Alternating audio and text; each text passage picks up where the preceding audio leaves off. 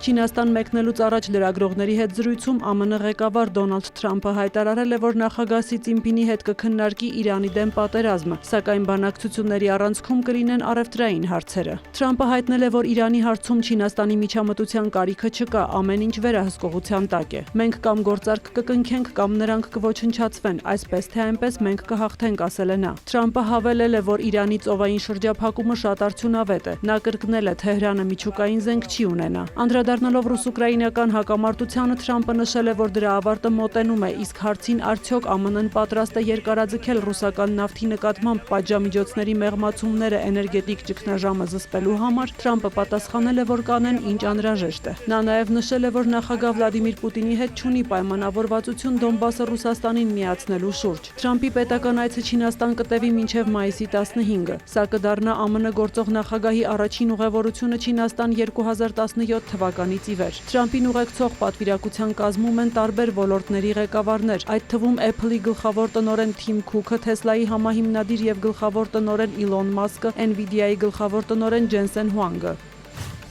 Իրանում հայտարարել են, որ ամերիկյան կողմի հետ բանակցությունների հաջորդ փուլը կանցկացվի միայն Վաշինգտոնի կողմից մի քանի նախապայմանի բավարարման դեպքում։ Ըստ ֆարս գործակալության Իրանն առաջադրել է 5 պահանջ՝ պատերազմի ավարտ բոլոր ճակատներում, մասնավորապես Լիբանանում, Իրանի դեմ ԱՄՆ պատժամիջոցների չեղարկում, իրանական ակտիվների ապասառեցում, պատերազմի ընթացքում պատճառված վնասի փոխհատուցում եւ Հորմուզի նեղուցի նկատմամբ Իրանի ինքնիշխանության ճանաչում։ Իր հերթին Իրանի արտաքին գործերի փոխնախարար Քազեմ Ղարիբաբադին հայտնել է, որ իրանական կողմի պահանջներն առավելապաշտական չեն։ Նրա խոսքով իրական խաղաղության հնարավոր չէ հասնել սպառնալիքների եւ հարկադրանքի միջոցով։ Պաշտոնյան համոզմունք է հայտնել, որ իրանական ծրագիրը մերժվել է, քանի որ այն չի եղել կապիտուլյացիայի առաջարկ։ Իրանն իր պայմաններն ԱՄՆ-ին էր ներկայացրել Վաշինգտոնի առաջարկին ի պատասխան, որը ներառում էր նաեւ Իրանի կողմից միջուկային ծրագրից հրաժարում։ ԱՄՆ նախագահն անընդունելի էր որակել Իրանի պատասխան առաջարկը։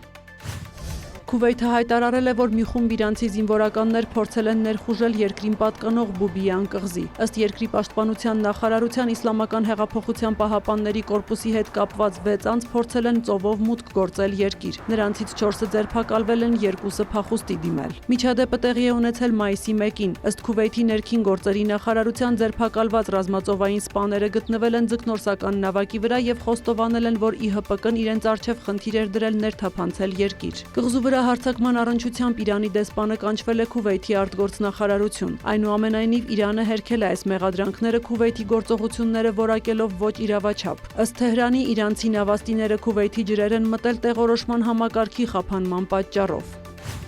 Ռուսաստանը եւ Ուկրաինան շարունակում են փոխադարձ հարվածները։ Ըստ Ռուսաստանի պաշտպանության նախարարության, գիշերը երկրի տարածքում խոցվել է գրեթե 290 անօդաչու թռչող սարք։ Կրասնոդարի երկրամասի ձեռնարկություններից մեկի տարածքում խոշոր հրդեհ է բռնկվել։ Յարոսլավլում արդյունաբերական օբյեկտ է վնասվել, Ռոստովի մարզում հողմային էլեկտրակայաններ։ Իսկ Աստրախանի գազավերամշակման գործարանում ուկրաինական ԱԹՍ-ների հարվածների հետևանքով հրդեհ է բռնկվել։ Մոսկվայի Վնուկովո եւ Դոմոդեդովո օդանավակայանները ժամանակավորապես փակվել են։ Ուկրաինան իր հերթին հայտնել է 100-ից ավելի ռուսական ԱԹՍ խոցելու մասին։ Կրիվոյ Ռոգում կա 2 զոհ։ Հարվածի տակ են հայտնվել նաև Խարկովը, Սումին։ Ուկրաինայի արտգործնախարար Անդրեյ Սիբիհան հայտարարել է, որ ռազմական գործողությունների 1 օրը Կիևի համար արժենում է մոտավորապես $450 միլիոն։